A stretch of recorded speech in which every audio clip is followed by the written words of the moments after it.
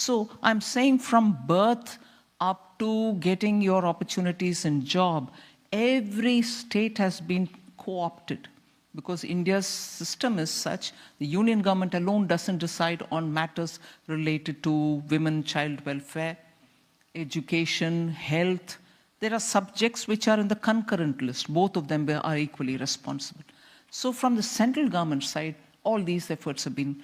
One other thing, if you're looking at a working woman who's pregnant and therefore she needs a maternity leave, till now in India, till very recently in India, they were given only 4 weeks of maternity. After delivery, you can take care of your child for 4 weeks and then get back to work, or else obviously you're at a disadvantage.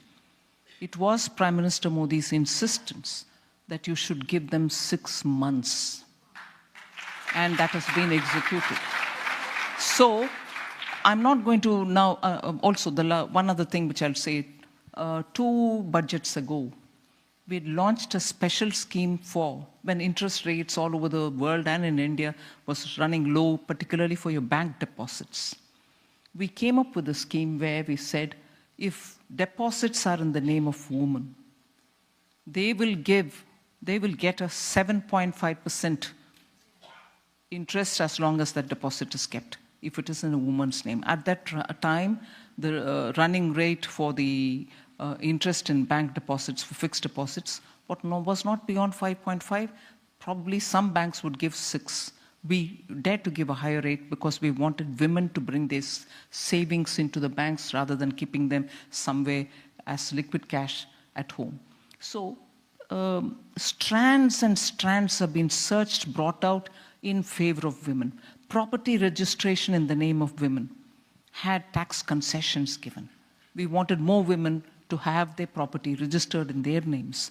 When government gives housing for the poor in the name of PM Awas Yojana, it is a scheme for giving the poor people homes if they don't have homes. A Pakka house is built and given. Even there, the registration is for both man and woman if they choose to, or else it will be on the woman's name. Joint name or woman's name, no, just in the man's name.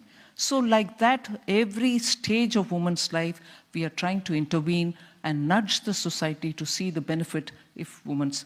And similarly, in companies, in the boards, we want women to be appointed. And if they don't appoint them, the company has to pay a fine. But today we've reached an ironical situation.